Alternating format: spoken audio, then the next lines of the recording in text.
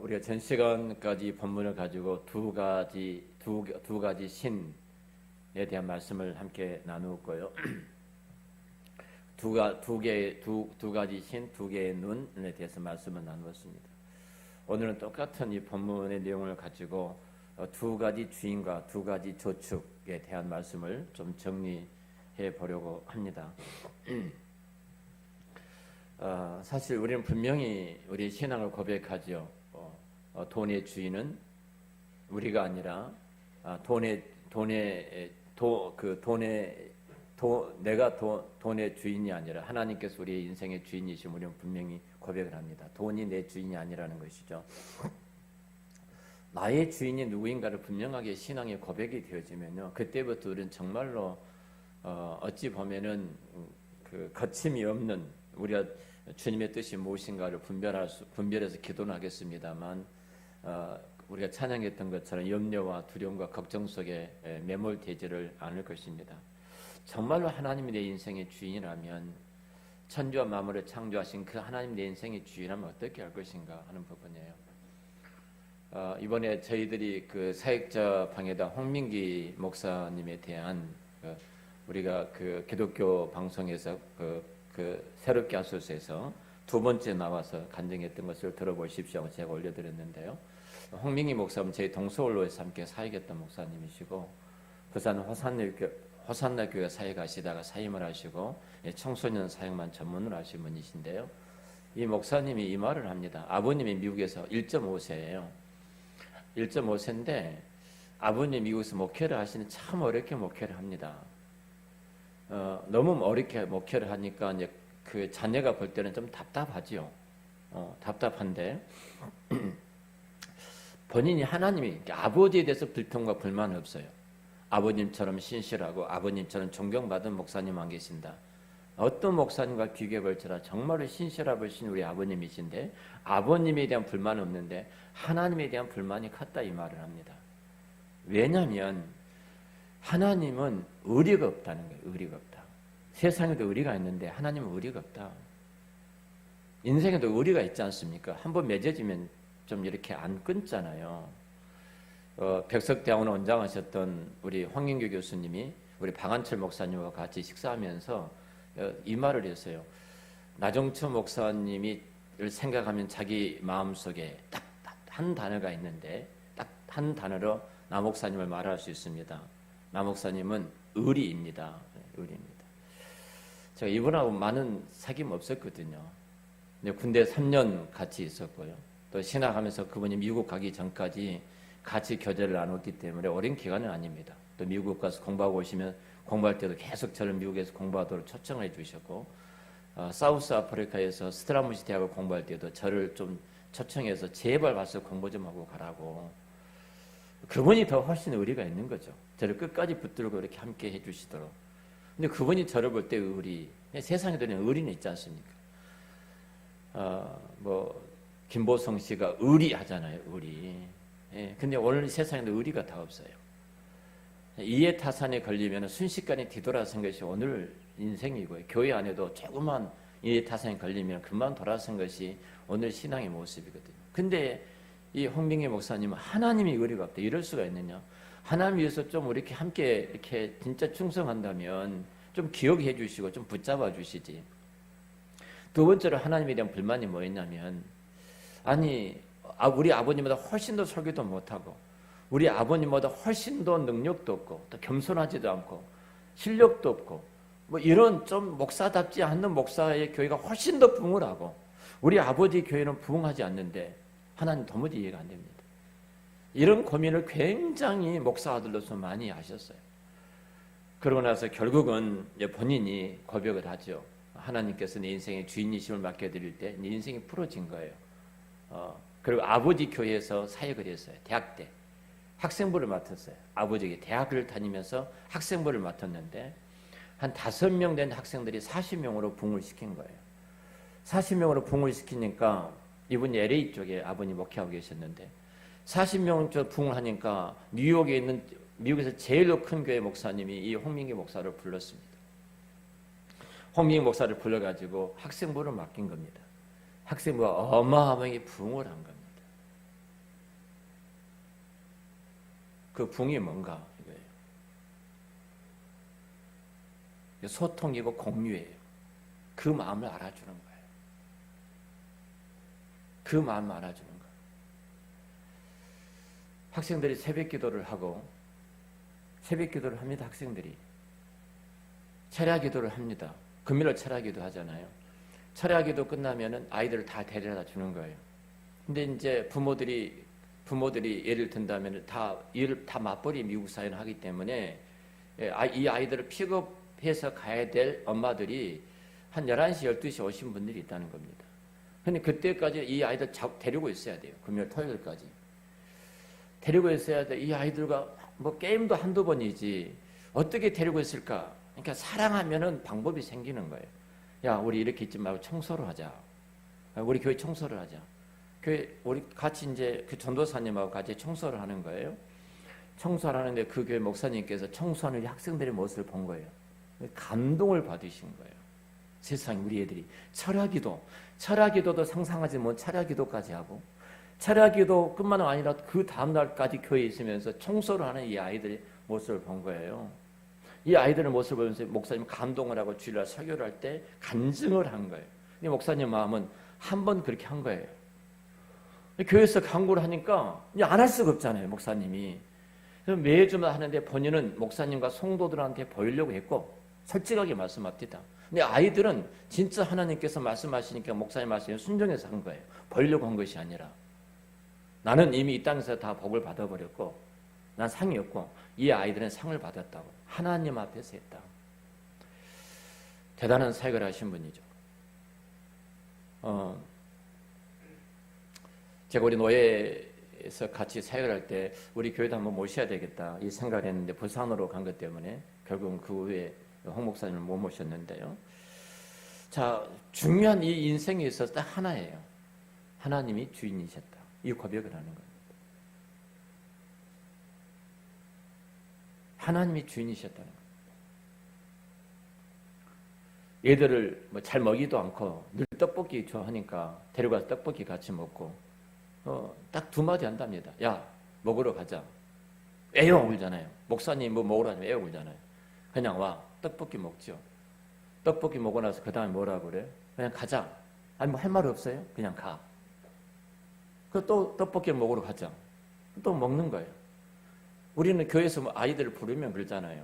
이게 아이들을 아는 거예요. 아이들을 부르면은 뭔가 가르쳐야 되고 뭔가 줘야 되고 뭔가 만들어야 된다고 생각을 하잖아요. 근데 마음이 열려지지 않는 이상은 어떤 말도 안 들어간다는 거예요. 이 청소년들한테는 어떤 말도 안 들어요. 어른들한테도 안 들어가는데 뭐 얘들한테 뭐가 들어가겠습니까? 다 말뚱말뚱 자녀들이니까 앉아있는 것뿐이지. 근데 아이들이 나중에 말을 한 거예요. 뭐 입을 열고 인생의 상담을 시작을 하고 그리고 설교가 들어가기 시작하고 아이들이 변화되기 시작하고 기도하기 시작하고 이게 교회가 뒤집어질 수밖에 없는 것이죠. 딱 하나예요. 인생의 주인이 하나님이시다. 하나님의 책임을 지신다는 거예요. 할렐루야. 마태복음 6장 24절에 동일하게 말씀하지 않습니까? 한 사람이 두 주인을 섬기지 못한다. 혹 이를 미워하거나 저를 사랑하거나 혹 이를 중히 여기고 저를 경히 여김이니라. 너희가 하나님과 재물을 겸하여 섬기지 못하느니라. 분명히 우리 인생의 주인이 누구인가? 그 질문 앞에 그는 대답을 해야 됩니다. 하나님이 내 인생의 주인이시다. 여러분 옆에 분에게 그렇게 말씀해 주시대요. 하나님이 내 인생의 주인이십니다. 아멘. 자, 뭐가 그럼 걱정이에요? 뭐가 걱정입니까? 사실은 우리는 하나님을 내 인생의 주인이 아니야. 내가 주인인데 하나님을 종처럼 내 인생의 피로를 채워주고 내 인생의 뭐 어떤 일에 하나님을 이용해 먹으려고 하는 그런 자리에 대부분 내가 주인으로 있지 하나님의 주인으로 계시면 절대 그럴 수가 없거든요. 에머슨이라는 분이 이런 말을 했습니다. 내가 땅을 소유하면 땅도 너를 소유한다. 너가 천국을 소유하면 천국이 너를 소유할 것이다. 돈은 내 마음대로 부릴 수 있는 종이 되어야 유익하고 훌륭한 종이 되는 것이지, 돈이 상등이 되면 이제 폭군이 되고 그 인생을 확대하고 괴롭힐 수밖에 없는 것입니다. 여러분, 배가 물이 있어야 되지 않습니까? 물이 없이는 절대로 배는 뜨지 못하고 가지도 못합니다. 배에는요, 물이 필요 불가결한 존재가 물입니다. 그렇잖아요. 물이 없으면 배는 필요가 없는 것입니다. 근데 이 물이 배 안에 들어와 가득 차게 되면요, 그 배는 침몰하고 마는 것입니다. 우리 인생이 그러는 거예요. 돈이 나를 지배하게 되면 우리는 침몰하고 말아요. 우리는 돈을 우리가 다스리고 그 위에 있어야 되지. 돈이 우리가 주인이 된다면 우리는 돈에 끌려갈 수밖에 없는 인생이 될 수밖에 없는 거예요. 자, 우리가 하나님이 주인이라고 우리 인생을 모시고 살아가면요, 우리가 지금 잠언서를 읽지 않습니까? 잠언서를 우리는 지혜서라고 말을 합니다. 지혜서라고 말하는데요, 잠언 전도서를 지금 우리 교회가 이제 지금 잠언서를 읽고 있는데요, 잠언서를 읽을 때 얼마만큼 참 큰 은혜를 여러분이 받고 계실 줄 압니다. 이런 비슷한 내용이 이제 제가 다른 내용과 좀 엮어서 이야기를 해보겠습니다. 한 마을에 이웃 둘이 살고 있었습니다. 살고 있었는데 한 집은 넓은 초원에다가 염소를 키우고 있었고요, 다른 집에는 사냥꾼입니다. 그래서 사냥개를 키우고 있었습니다. 자, 염소를 키운 집과 사냥견이 있는 이 두 집이 이웃집으로 있는 거예요. 근데 사냥개가 종종 염소 집으로 넘어와가지고 염소를 해치는 것입니다. 그러니까 이 염소 주인은 자꾸 그 사냥개를 좀 묶여달라고, 우리를 만들어서 우리에 가둬달라고 그렇게 부탁을 하지만 한 귀로 듣고 흘러버린 것입니다. 내 마당 가지고 내 마음대로 하는데 왜 당신이 난리야? 이런 생각을 갖고 그 말을 다 거부해버린 거예요. 그 말을 듣질 않습니다. 며칠 후에 이 사냥개가 다시 이 집에 염소를 키운 집에 넘어와가지고 몇 마리 염소를 죽이고 말았습니다. 죽이고 말아서 더 이상 참지 못하고 그 지역에 있는 치안판사를 찾아가게 됩니다. 치안판사를 찾아가서 이제 사정하기를 쭉 합니다. 그때 이 치안판사가 이 말을 듣고 사냥견을 갖고 있는 그 사람을 처벌할 수도 있고, 사냥꾼에게 명령해서 개를 우리에 가둘 수도 있습니다. 분명히 이것은 할 수 있는 일입니다. 그런데 이 말을 해요. 자, 이 두 집이 정말로 좋은 친구로 영원히 살고 싶습니까? 아니면 적과 은수로 살고 싶습니까? 이렇게 이제 질문을 하는 거예요. 그러니까 이 염소 주인이 좋은 친구로 영원히 같이 살고 싶습니다. 그렇게 말을 하는 거예요. 내가 만약 당신의 말대로 내가 이렇게 할 수 있다. 사냥개를 이렇게 묶어놓고 사냥개를 우리에 가두라고 명령할 수 있다. 그렇게 하게 되면 당신과 이웃집은 이제 영원히 적과 원수로 살아갈 수밖에 없는 철저히 원수처럼 살아갈 수밖에 없게 될 것이다. 그 말을 해요. 근데 영원히 친구로 살아갈 수 있는 방법이 있는데 그렇게 하시렵니까? 물었어요. 그렇게 하겠다고. 이런 내용입니다. 자, 당신 집에 가서 그 집에 사냥개를 데리고 있는 그 집에 아들이 셋이 있는데 3마리 새끼 염소를 그 집에 한 아들마다 선물을 해라. 선물을 해요. 그래서 이 선물을 하게 됩니다. 좋은 염소 새끼를 골라서 각자 아들 한 마리씩 선물해요. 근데 이 새끼 염소를 받은 이 아이들이 너무너무 사랑스러워 좋아하는 거예요. 학교가 끝나자마자 집에 달려와가지고 이 염소와 같이 노는 것을 보면서 이 사냥개의 주인이 굉장히 흐뭇하고 기쁘게 생각하고 행복하게 생각합니다. 근데 갑자기 걱정이 된 거예요. 만약에 내 사냥개가 이 염소를 죽이면 어떻게 되지? 상하게 되면 우리 아이들이 얼마나 상처를 입을까? 이런 생각을 갖게 됩니다.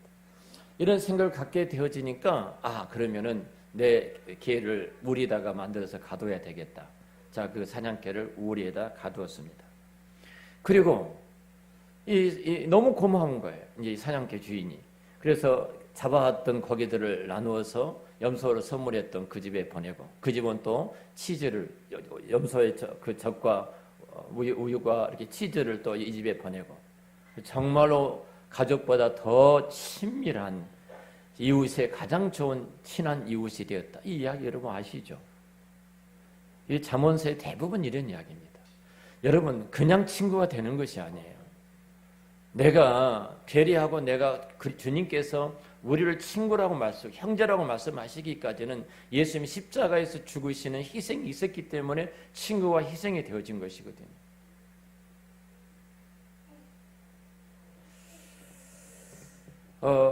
자, 우리가 정말로 하나님이 우리 인생의 주인이라면 내게 맡겨주셨던 이 모든 것을 가지고 하나님의 기뻐하신 그 영광스러운 일을 써야 되지 않겠습니까? 오늘 여러분 이런 말을 하나님의 교회를 이렇게 갔다 오신 분이 계셨어요. 하나님의 교회가 진짜 집요하게 어떻게 잘했는가. 손님 오라서 이것저것 잘해주고 먹을 것도 맛있는 거 데려가 사주고 또 관광도 뭐 이렇게 꽃구경도 막 이렇게 자연도 구경시켜주고 영화도 보여주고 마지막에 데려간 코스가 딱 있잖아요. 이단들은. 여러분 한 영혼을 이단들은 이렇게 하는데 한 생명과 영혼을 구원하기 위해서 여러분들이 어떤 희생을 하셨어요? 나를 위해서 구원하기 위해서 하나님이신 예수님 인간의 몸을 입고 이 땅에 오셨고 나를 위해서 대신 피를 흘리고 죽으시기까지 나를 사랑하셔서 그 은혜로 끝난 것이 아니라 성령을 보내주셔서 끊임없이 설득하시고 감동해서 나를 예수 믿어 하나님의 자녀가 되게 해주셨는데 그리고 나로 말미암아 또 다른 그 영혼이 주께로 돌아오도 나를 그 자리에 세워주셨는데 그 한 생명과 영혼을 구원하기 위해서 여러분 어떤 헌신을 하셨는가? 이단들을 보면요. 우리가 진짜 지옥으로 끌고 가는 저 이단들이 하는 것 보면요. 우리는 저들의 발가락 뭣도 따라가지 못할 정도로 우리는 참 부끄럽지 않습니까? 하나님께서 우리에게 재능을 주셨습니다.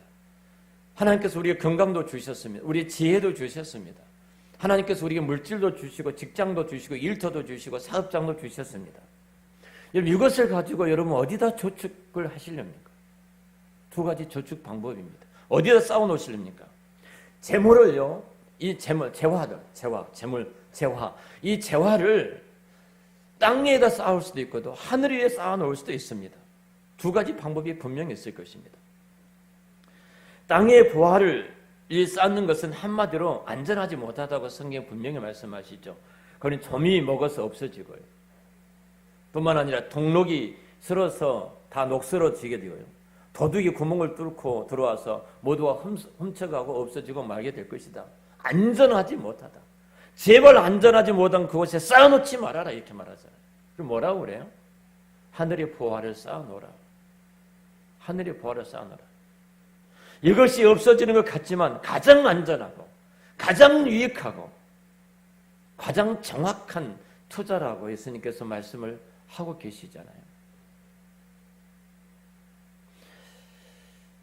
마태복음 6장 19절 20절에 분명히 이 말씀 쭉 하죠. 너희를 위하여 보물을 땅에 쌓아두지 말라. 거기는 점과 동록이 해하며 도둑이 구멍을 뚫고 도둑질하니라.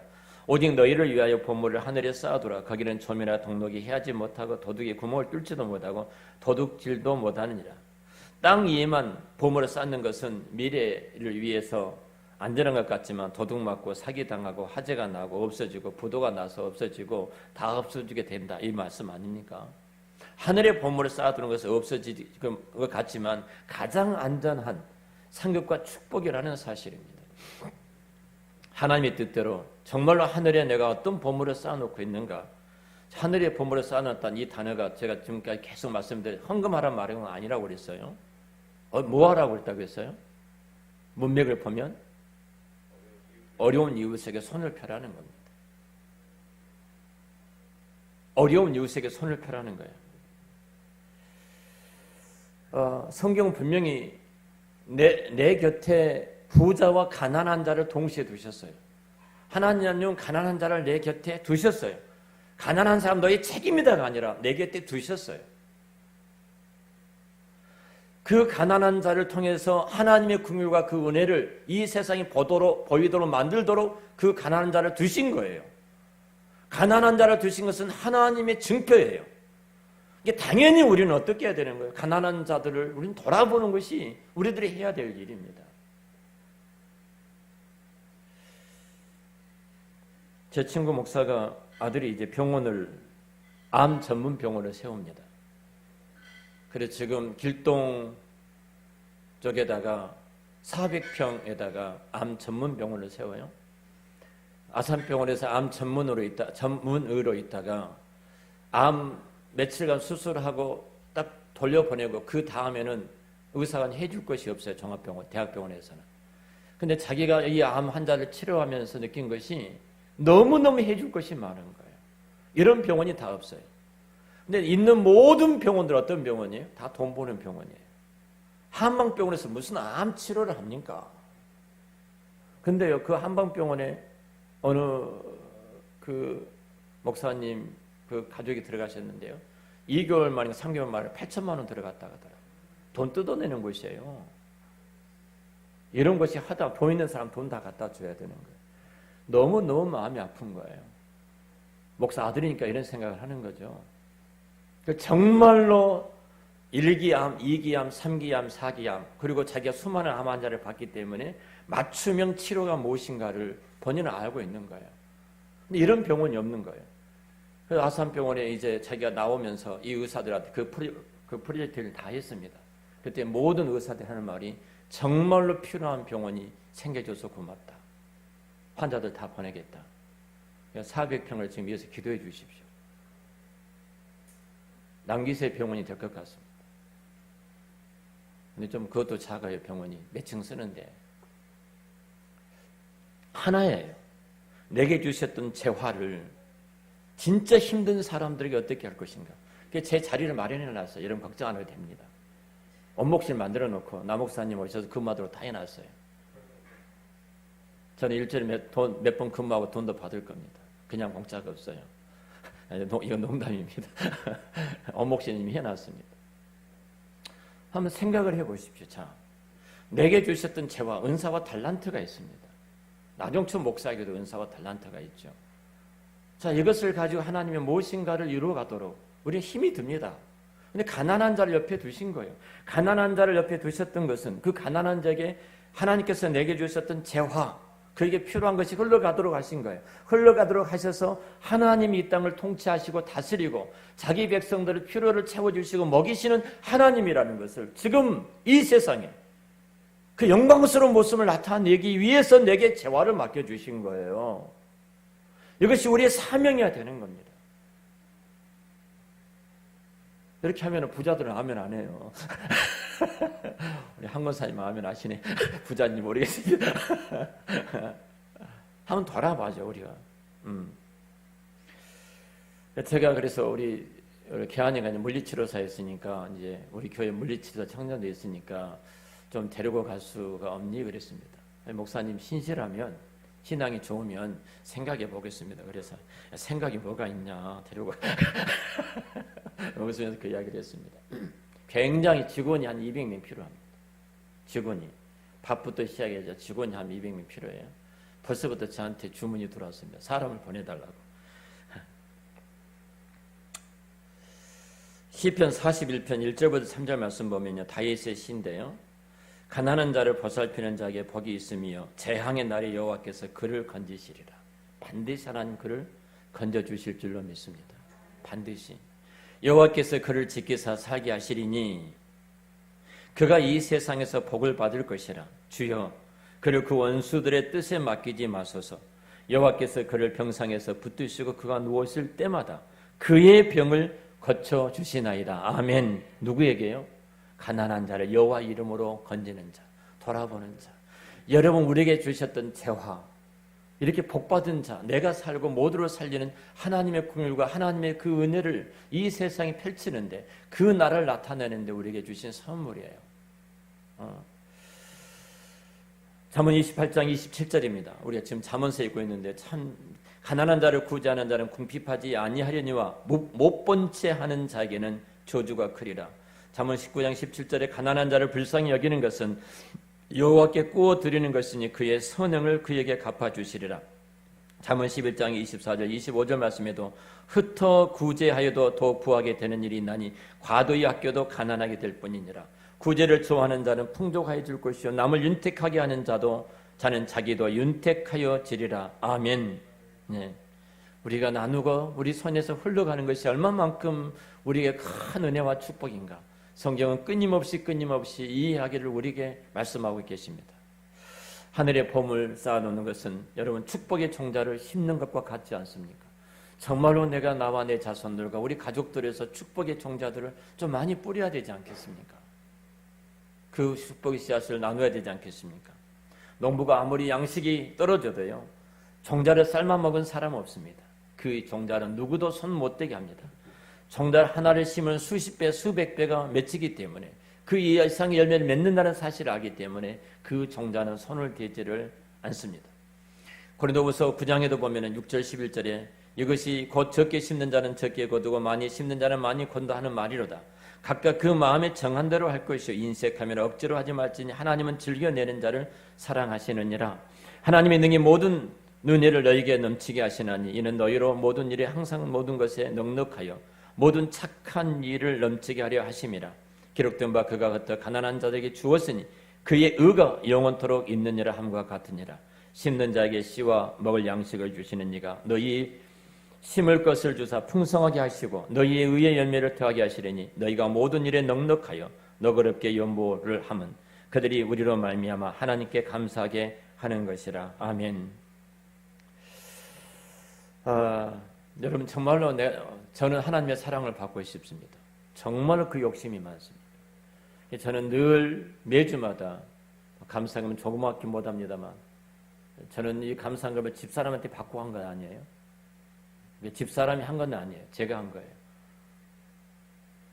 부부일심동체인데 저는 감사한금 매주마다 합니다. 그 고백이 있어요. 하나님 사랑합니다. 하나님 감사합니다. 진짜 하나님의 사랑을 받고 싶습니다. 정말 하나님의 사랑을 받고 싶어요. 내가 하나님께서 정말로 많은 사랑을 내게 주셨는데 저는 이 욕심이 누구보다 더 큰지 모르겠습니다. 그 욕심이 큽니다. 그리고 우리 자손들 되도록 믿음의 복과 믿음의 대를 이어가는 그 복을 받고 싶은데요.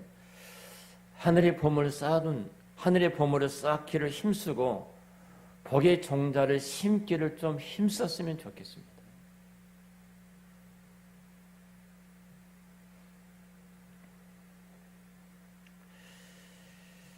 아무리 어렵고 아까워도요, 감동이 올 때마다 하나님께 드리고 하나님 뜻대로 베푸는 생활을 할 때 측량할 수 없는 복이 흘러오고 그 복을 아는 사람만이 그 100배의 수확을 결실해 봤기 때문에 또 그 일을 행할 수 있는 겁니다.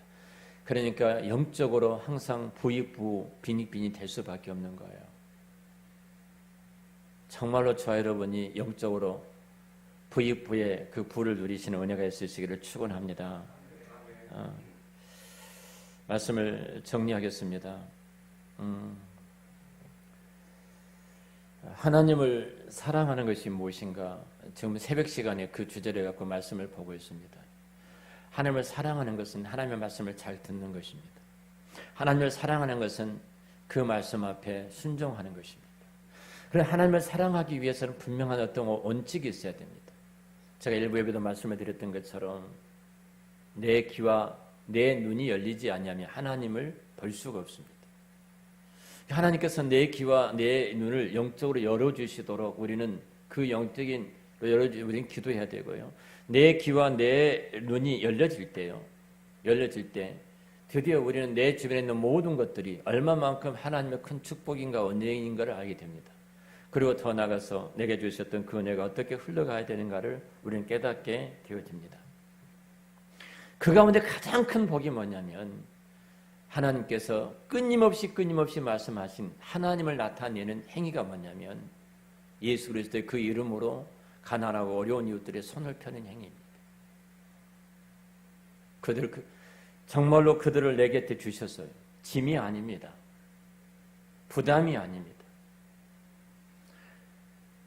교회 아이들 가운데 부담스러운 아이들도 있었습니다. 짐승처럼 무거운 아이들도 있었습니다. 차라리 그 아이가 없으면 훨씬 더 좋았을 텐데 이런 생각하는 아이들이 있을 수도 있습니다. 그런 순간 우리는 하나님 앞에 진짜 잘못한 것입니다. 정말로 잘못한 거예요. 분명히 하나님이 책임을 져준다는 말씀이 있고 그분은 우리의 주인이기 때문에 그 주인의 기뻐하신 뜻 앞에 내가 순종하면 하나님 우리 인생에 앞서서 이끌어가신 그 영광과 그 은혜를 우리가 누리게 되어지는 것입니다. 저와 여러분이 정말로 하나님의 그 사랑을 받고 그 사랑의 은혜가 모두에게 흘러가는 그 자리에 있기를 축원합니다.